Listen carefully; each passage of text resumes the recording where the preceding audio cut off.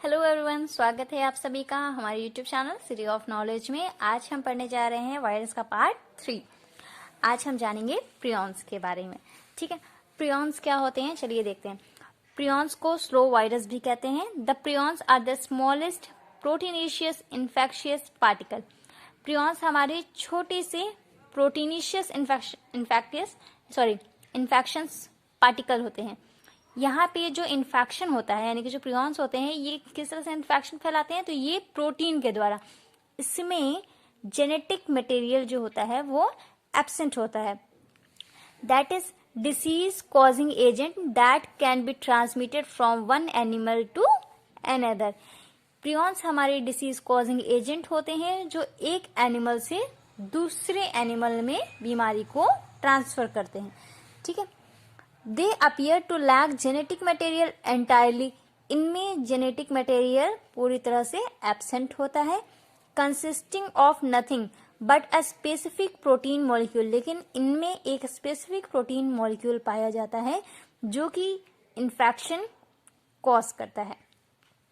It was shown in 1985 that the prion protein is encoded by a gene within the cell's own chromosome. 1985 में ऐसा देखा गया था कि जो प्रियॉन के जो प्रोटीन होते हैं एंकोडेड किसके द्वारा होते हैं, एक जीन के द्वारा खुद एक सेल के क्रोमोसोम में। ये जो प्रियॉन्स होते हैं, देखिए, the prions are implicated in serious nerve and brain diseases including. Prions mostly जो डिसीज कॉज करते हैं वो कौन सी होती हैं, हमारी नर्व्स या तो ब्रेन की डिसीजेस। एग्जाम्पल जैसे स्क्रैपे डिसीज कॉज करते हैं किसमें, शीप और गोट में। मैड काउ डिसीज काउ में। और क्रूज फेल्डेड जेकब डिसीज और कुरू डिसीज कॉज करते हैं ह्यूमंस में। अब हिस्ट्री ऑफ प्रियॉन्स आ जाते हैं।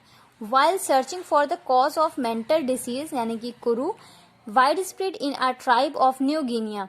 न्यू गिनिया में जब क्या हुआ था, एक डिसीज थी जिसका नाम था कुरू, जिसको कि लाफिंग डेथ भी बोलते हैं। ये फैली हुई थी कहाँ पे, न्यू गिनिया में। कब, करीब 1968 के आसपास। तो एक साइंटिस्ट थे जो उस पर रिसर्च कर रहे थे, DC गैस्ड्यूसेक। इन्होंने डिस्कवर किया था कि the disease is caused by a slow virus infection, कि ये जो डिसीज है यानी कि कुरू, ये एक स्लो वायरस इन्फेक्शन के कारण कॉज हो रही है या फिर हो रही है। इनको इसके लिए अवार्ड मिला था 1976 में, नोबेल प्राइज मिला था। और इन्होंने इसको शेयर किया था अपने कोवर्कर्स के साथ। इन्होंने ही वायरस को स्लो वायरस नाम दिया है। देखिए, अभी हमने क्या पढ़ा था, जो प्रियॉन्स हैं हमारे, ये प्रियॉन्स को इन्होंने स्लो वायरस भी कहा है। अब इसके बाद आ जाते हैं he suspected that other neurological disorders like mad cow disease in cows and human dementia and Parkinson disease might also be of this category. उनका मानना था कि जो अदर ह्यूमन डिसऑर्डर्स हैं, ठीक है, न्यूरोलॉजिकल जो डिसऑर्डर्स हैं जैसे कि ह्यूमन डिमेंशिया है, पार्किंसन डिसीज भी शायद इसी के कारण ही होती है।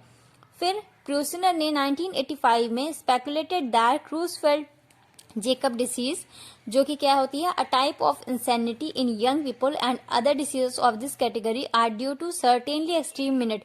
इन्होंने पाया कि जो एक क्रूजफेल्ड जेकब डिसीज है, ठीक है, और बाकी जो अदर डिसीजेस हैं वो इस कैटेगरी में आती हैं कि एक छोटा सा एक्सट्रीमली मिनट प्रोटीन पार्टिकल, कोई छोटा सा, बहुत ही छोटा सा, करीब 4 to 6 nm in diameter protein particle होता है जो कि एनकोडेड होता है किसी जीनोम के द्वारा of certain brain cell and act करता है किस तरह से, एक इन्फेक्शियस पैथोजन के तौर पे। इस पैथोजन को नाम दिया गया है prions. Okay, thanks for watching.